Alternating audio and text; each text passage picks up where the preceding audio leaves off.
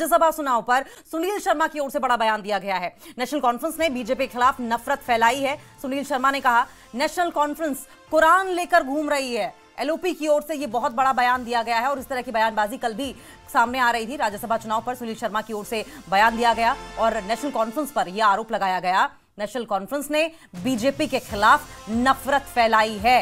सुनील शर्मा ने ये गंभीर आरोप लगाए हैं, नेशनल कॉन्फ्रेंस कुरान लेकर घूम रही है और अपने विधायकों को कुरान की कसम खिलवाकर वोट डालने की बात सामने आ रही है। और आपको बताएं, कल से ही ये पूरा जो मामला है वो सुर्खियों का विषय बना हुआ है और क्योंकि आज राज्यसभा चुनाव होने हैं और ऐसे में 2 बज चुके हैं, 2 घंटे की वोटिंग और बची और 4 बजे के बाद वोटिंग थम जाएगी। 6 बजे रिजल्ट भी डिक्लेयर हो जाएंगे। राज्यसभा चुनाव पर सुनील शर्मा का एक बड़ा बयान सामने आया और कल से ही इस बयान पर काफी सियासत भी हो रही है। नेशनल कॉन्फ्रेंस ने बीजेपी के खिलाफ नफरत फैलाने की बात कही है और ये किसने कहा है? सुनील शर्मा की ओर से, एलओपी की ओर से कहा गया है नेशनल कॉन्फ्रेंस कुरान लेकर घूम रही है। एक बार जरा सुने क्या कह रहे हैं Sunil Sharma.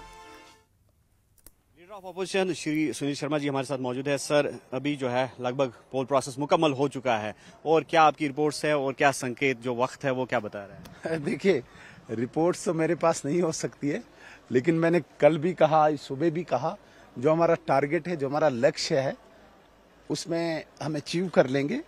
Late us wait for some time more, उसमें कोई ज्यादा दिक्कत नहीं है। हमारा लिमिटेड नंबर है और उसमें जो हमने टारगेट फिक्स किया है वो हम अचीव करेंगे। तो कहीं ना कहीं 2 सीटें जो है वो आपको लगता है कि चैलेंज है आपका टारगेट अचीव करने में? देखिए, चैलेंज तो है, इसमें कोई शक नहीं।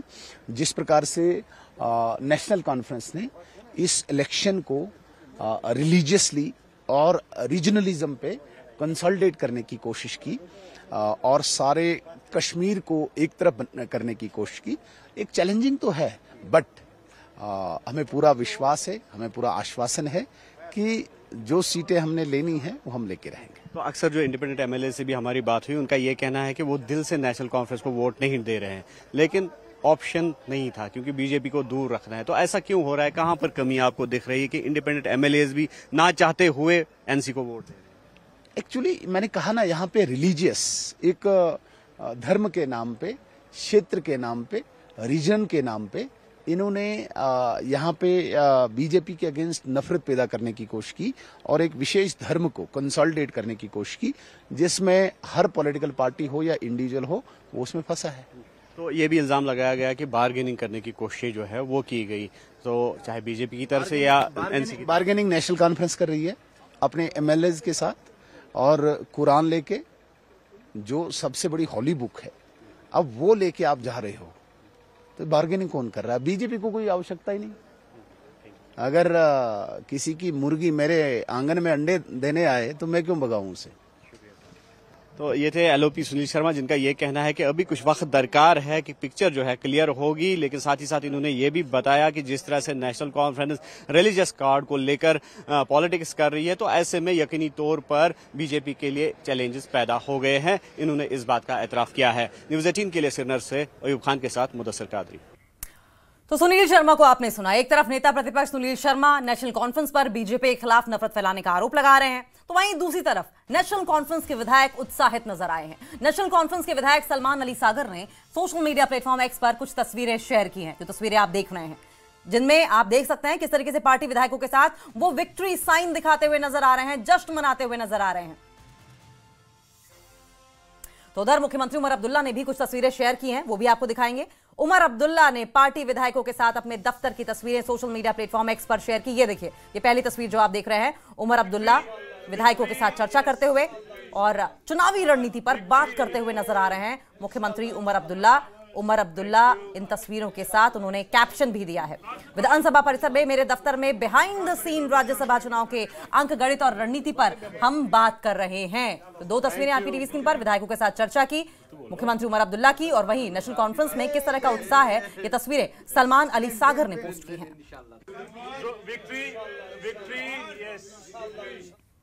और बड़ी खबर सामने आ रही है, राज्यसभा चुनाव के लिए वोटिंग जारी है। ये बड़ा अपडेट अब तक मिल चुका है। अब तक 86 विधायक ऐसे हैं जिन्होंने वोट डाले हैं। शाम 4 बजे तक राज्यसभा चुनाव के लिए मतदान होने हैं। जम्मू कश्मीर में राज्यसभा की 4 सीटों पर वोटिंग की जाएगी। जम्मू कश्मीर में राज्यसभा की 4 सीटों पर वोटिंग चल रही है, मतदान जारी है और अब तक 86 विधायकों ने अपना वोट डाल दिया है। 2 घंटे और बचे हैं। शाम 4 बजे तक मतदान होगा और उसके बाद आज ही शाम को राज्यसभा चुनाव के नतीजे भी आएंगे। राज्यसभा चुनाव के लिए नेशनल कॉन्फ्रेंस ने 4 और बीजेपी ने 3 उम्मीदवार उतारे हैं, लेकिन मतदान के 4 घंटे बाद ही अब नेशनल कॉन्फ्रेंस काफी एक्साइटेड नजर आ रही है। जम्मू कश्मीर में राज्यसभा चुनाव के लिए वोटिंग हो रही है। 4 सीटों के लिए चुनाव है और मैदान में 7 उम्मीदवार हैं। नेशनल कॉन्फ्रेंस का 2 सीटों पर जीतना तय माना जा रहा है। तीसरी और चौथी सीट के लिए लड़ाई जबरदस्त है। सभी दलों ने व्हिप जारी करके सभी सदस्यों से मतदान करने की अपील की है। वोटिंग शाम 4 बजे तक चलेगी और नतीजे शाम 5 बजे तक घोषित किए जाएंगे। सरोज हमारे साथ सहयोगी हमारे ग्राउंड जीरो से जुड़ गए हैं। सरोज, महज 2 घंटे का वक्त बचा है और इस बीच नेशनल कॉन्फ्रेंस तो बड़ी उत्साहित नजर आ रही है। फोटोज पोस्ट किए जा रहे हैं, चाहे वो मुख्यमंत्री उमर अब्दुल्ला हो या पार्टी के अन्य विधायक हो। बीजेपी का क्या हाल है और बाकी पार्टियों का क्या रुख? आप सही कह रहे हैं। देखिए, इसमें बाकी पार्टीज के तो खैर सवाल ही खड़ा नहीं होता है क्योंकि उनका कोई स्टेक ही नहीं है। हालांकि हाँ, वोट्स हैं उनके, जैसे पीडीपी के 3 वोट हैं या बाकी जो इंडिपेंडेंट कैंडिडेट्स हैं, तो कहीं ना कहीं जो उनको कहना था कल, भले फिर वो पीडीपी हुआ, महबूबा मुफ्ती या बाकी पॉलिटिकल पार्टीज हुई, जैसे कांग्रेस, उन्होंने कल कहा कि जो 6 लेजिस्लेचर्स है वो अपने समर्थन नेशनल कॉन्फ्रेंस को देंगे। तो आज सुबह से ही हमने देखा सबसे पहला वोट जो है वो सीएम उमर अब्दुल्ला ने कास्ट किया था। उनके साथ जो नेशनल कॉन्फ्रेंस के चीफ व्हिप मुबारक गुल थे वो भी साथ ही साथ थे और उसके बाद तांता लगा रहा असेंबली में।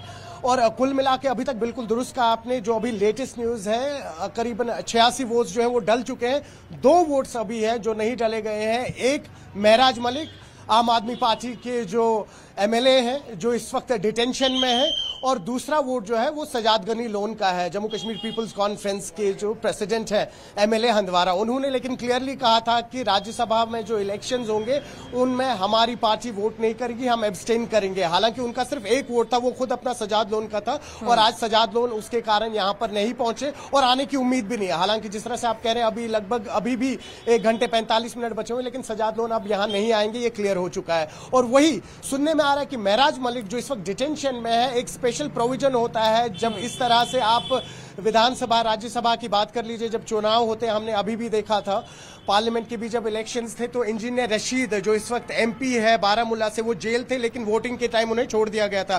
तो वैसे ही जो महराज मलिक है, सुनने में आ रहा है कि वो इस वक्त जो रिटर्निंग ऑफिसर है उनके दफ्तर पहुंचेंगे और वहां से अपना वोट कास्ट करेंगे।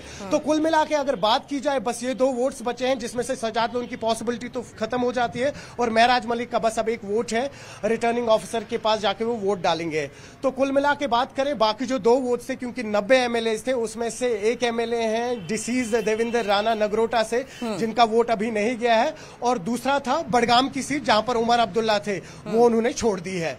तो कुल मिला के अगर बात करें, जब हम नंबर्स का आंकड़ा देखते हैं अंकिता, तो कहीं ना कहीं जो आप तस्वीरों की बात कर रहे हैं, एनसी कॉन्फिडेंट है, कम से कम 3 सीट्स को लेकर तो काफी ज्यादा कॉन्फिडेंट है। और जो एक unsafe seat according to National Conference है, जो उनकी अलायंस पार्टनर कांग्रेस थी, सीट नंबर 4, उस पर थोड़ा सा जो पेच है वो अटका हुआ है और वो ज्यादा फेवरेबल भाजपा को होती है। और अगर भाजपा को इस बार राज्यसभा से एक भी सीट मिल जाती है अंकिता, तो उनके लिए जम्मू कश्मीर के, अगर हम इलेक्टोरल प्रोसेस की बात करें या पॉलिटिकल प्रोसेस की बात करें, तो उनके लिए एक बहुत बड़ी अचीवमेंट होगी अंकिता। जम्मू कश्मीर के जब इलेक्टोरल प्रोसेस और पॉलिटिकल प्रोसेस की बात करते हैं सरोज, हम तो 2019 के बाद पहली बार राज्यसभा चुनाव हो रहे हैं और ऐसे में ये कितना सच है कि ये सिर्फ आंकड़ों की जंग नहीं है, ये राजनीतिक प्रतिष्ठा की लड़ाई है। और ये राज्यसभा जो चुनाव है वो आने वाले लोकसभा और आने वाले विधानसभा चुनाव के लिए संकेतक भी साबित हो सकते हैं। हाँ, जाहिर सी बात है, बिल्कुल सही कह रहे हैं आप। देखिए 2021 में तमाम जो यहाँ के 4 रिप्रेजेंटेटिव्स थे, एमपीज थे, उनका टेन्योर खत्म हो गया था। उसके बाद एक बहुत बड़ा पॉलिटिकल वैक्यूम बना यहाँ पर। हालांकि आपने देखा पिछले साल यहाँ पर असेंबली इलेक्शंस हुए, लेकिन फिर भी कहीं ना कहीं राज्यसभा में जो 4 सीट्स की रिप्रेजेंटेशन जम्मू कश्मीर से रहती है वो मिसिंग थी, जिसको लेके यहाँ की तमाम पॉलिटिकल पार्टीज, हम न सिर्फ नेशनल कॉन्फ्रेंस है भाजपा की बात करें, पीडीपी जो है या जम्मू कश्मीर पीपल्स कॉन्फ्रेंस, अवामी इत्तेहाद पार्टी, तमाम लोग वोकल थे इस चीज को लेके। और और कह रहे थे कि कहीं ना कहीं जो अपर हाउस है, अगर वहां पे जम्मू कश्मीर की रिप्रेजेंटेशन नहीं होती है तो कहीं ना कहीं ये अनकॉन्स्टिट्यूशनल है, जिसके चलते हुए अब आपने देखा कि 4 सीट्स पे अभी इलेक्शन चल रहे हैं। और आपने बिल्कुल सही कहा कि आने वाले वक्त में, स्पेशली देखिए मैं इस वक्त बीजेपी की बात यहां पे क्यों कर रहा हूं कि अगर उनकी 1 से 2 सीट्स निकलती है तो कहीं ना कहीं जो अब आने वाले यहां पर फिर 3 टियर इलेक्शन बोल दीजिए, डीडीसी बीडीसी इलेक्शंस अगरचे यहां पर हुए, वो यूएलबी इलेक्शंस या जो आने वाले 2029 के फिर इलेक्शंस होंगे, वो एक बहुत बड़ा एज मिलेगा यहां बीजेपी को। और मैं फिर बीजेपी क्यों कह रहा हूं, क्योंकि कश्मीर में अभी उनका फुट होल्ड उतना स्ट्रांग नहीं है जितना जम्मू में है। तो कुल मिला के अगर बात की जाए, अब ये डिपेंड करता है कि जो इंडिपेंडेंट कैंडिडेट्स हैं इन्होंने किसको वोट दिया है, क्योंकि अगर भाजपा की 2 सीट्स निकलती है और नेशनल कॉन्फ्रेंस की 2 सीट्स निकलती है तो ये बहुत ऑब्वियस हो जाएगा कि कई सारे इंडिपेंडेंट कैंडिडेट्स जो है उन्होंने भाजपा को वोट दिया। हालांकि उन्होंने कल ये समर्थन दिया है नेशनल कॉन्फ्रेंस को, उन्होंने क्लियरली कहा कि हमारा समर्थन नेशनल कॉन्फ्रेंस को ही जाएगा, बट यू नेवर नो कि किस तरह से हॉर्स ट्रेडिंग होती है। अब वही जाने उन्होंने किसको वोट डाला है। और जो एक और सीट थी, सीट नंबर 4, उस पर कल महबूबा मुफ्ती ने क्लियरली कहा था कि हमारा समर्थन नेशनल कॉन्फ्रेंस को नहीं रहेगा। वही कांग्रेस ने भी कहा दबे अल्फाजों में कि हमारी मजबूरी है क्योंकि हम इंडिया अलायंस में है, बड़ी अलायंस है, यहां पर अभी बिहार में भी इलेक्शंस है, तो हमारी मजबूरी है कि हम अपने ये 6 वोट जो है इस वक्त नेशनल कॉन्फ्रेंस को दे रहे हैं। अब देख लीजिए जो ही रिजल्ट सामने आएंगे उसके बाद कई सारी चीजें बाहर खुल के आएंगी। सबसे पहले तो नेशनल कॉन्फ्रेंस और कांग्रेस के बीच में जो कॉन्फ्लिक्ट चल रहा है, अब ये कौन सा नया मोड़ लेगा। बीजेपी अगर 2 सीटें निकालेगा तो आगे उनकी फिर रणनीति कैसी रहेगी यहां पर, और वहीं पर पीडीपी जो है उनका स्टेक किस तरह रहेगा। क्या वो अब इवेंचुअली अपना रुख वापस पीडीपी की तरफ करेंगे या एज इंडिपेंडेंट जिस वक्त इसने उनकी अपनी जो पॉलिटिकल पार्टी है उसी को आगे पुश करने की कोशिश करेंगे। जी जब सीट नंबर 4 की आप बात कर रहे थे सरोज, तो फिर एक जहन में ख्याल ये भी आता है कि सीट नंबर 1, 2 पर कयास ऐसे लगाए जा रहे हैं कि नेशनल कॉन्फ्रेंस की जीत पक्की मानी जा रही है, चौधरी मोहम्मद रमजान और सज्जाद किचलू की जीत पक्की मानी जा रही है। ऐसे कयास लगाए जा रहे हैं, राजनीतिक एक्सपर्ट्स ऐसे कयास लगा रहे हैं। लेकिन क्या सरोज ये समझाएं हमें कि सीट नंबर 3 और 4 ने इस मुकाबले को और ज्यादा इंटरेस्टिंग बना दिया है? बिल्कुल सही कह रहे हैं आप। हालांकि अगर आप शमी ओबरॉय की बात कर ले, जो ट्रेजरर है जम्मू कश्मीर नेशनल कॉन्फ्रेंस के, कहीं ना कहीं अगर हम पॉलिटिकल एनालिस्ट की बात करें या पॉलिटिकल क्रिटिक्स की बात करें, उनका कहना यही है कि शमी ओबरॉय की भी रिप्रेजेंटेशन रहेगी राज्यसभा में, जो नेशनल कॉन्फ्रेंस के ट्रेजरर है। तो कुल मिला के कह रहे हैं कि सज्जाद किचलू हैं और चौधरी रमजान और शमी ओबरॉय जो है ये कहीं ना कहीं राज्यसभा में, पार्लियामेंट में रिप्रेजेंटेशन देंगे नेशनल कॉन्फ्रेंस की तरफ से। लेकिन जो चौथी सीट है जिसमें इमरान नबी डार का नाम उठा है, अगरचे वो सीट इन्होंने जीती तो आप देख लीजिए डायनेमिक्स कंप्लीटली चेंज हो जाएगी। फिर नेशनल कॉन्फ्रेंस जो है किस तरह से आगे अपनी कंडीशंस रखेगा सेंटर में, वो भी देखना होगा। किस तरह के प्रस्ताव रखेगा वो भी देखना होगा। जिस तरह से मैं आपसे कह रहा हूं कि अगरचे चौथी सीट पे नेशनल कॉन्फ्रेंस नहीं जीतता है जो इमरान नबी डार को दी गई है, तो कहीं ना कहीं डायनेमिक्स यहां पर चेंज हो जाएंगे और उसके असरात बिल्कुल आपने जैसा अभी कहा था अंकिता, अभी नहीं दिखेंगे। आने वाले 2-2.5 साल में आप देखेंगे किस तरह से फिर आहिस्ता बीजेपी जो है वो अपना फुट होल्ड, स्पेशली कश्मीर में, जम्मू में तो उनका होल्ड काफी ज्यादा स्ट्रांग है, कश्मीर में भी कैसे अपना फुट होल्ड वो और स्ट्रांग करेंगे। एक साइकोलॉजिकल एज भी मिलेगा उन्हें और एक पॉलिटिकल एज भी मिलेगा उन्हें। जी अंकिता, अगर आंकड़ों की बाजीगरी की बात करें तो विधानसभा के आंकड़े और राज्यसभा चुनाव को कैसे इफेक्ट करेंगे और कौन सी ऐसी सिचुएशन होगी जब ये आंकड़े, चाहे नेशनल कॉन्फ्रेंस हो, चाहे खेल बिगाड़ना हो या बनाना हो, बीजेपी के लिहाज से भी हमें समझाएं डिटेल में सरोज। देखिए अब अगर इस वक्त नेशनल कॉन्फ्रेंस की 3 सीटें निकलती हैं और बीजेपी की 1 सीट निकलती है, टोटल 4 सीट्स हैं यहाँ पर। खैर देखिए अब अगले 5 साल के लिए वो तो राज्यसभा रहेंगे, उनकी रिप्रेजेंटेशंस वहां रहेंगी। यहां पर कैसे उसका फर्क पड़ता है, जैसे अभी आप कह रहे थे, वो ये है कि जब इनकी रिप्रेजेंटेशन राज्यसभा में होगी किस तरीके का नैरेटिव ये सामने रखेंगे, किस तरीके का नैरेटिव भाजपा सामने रखेगा, क्योंकि तब ये सिर्फ एक यूटी पे कन्फाइन नहीं होंगे, महदूद नहीं होंगे, फिर ये एक नेशनल वाइज बनती है। तभी तो राज्यसभा में रिप्रेजेंटेशन इंपॉर्टेंट थी जम्मू कश्मीर की, तो तब आपको जम्मू कश्मीर के लोग नहीं देख रहे। जब कल एक बीजेपी का रिप्रेजेंटेटिव या नेशनल कॉन्फ्रेंस का रिप्रेजेंटेटिव राज्यसभा में बोल रहा है तो राज्यसभा की आवाज पूरे देश के साथ साथ जो इंटरनेशनल डायस्पोरा है वो भी सुनता है, तो वहां से फिर डायनेमिक्स चेंज हो जाते हैं अगर हम उस हिसाब से देखें तो।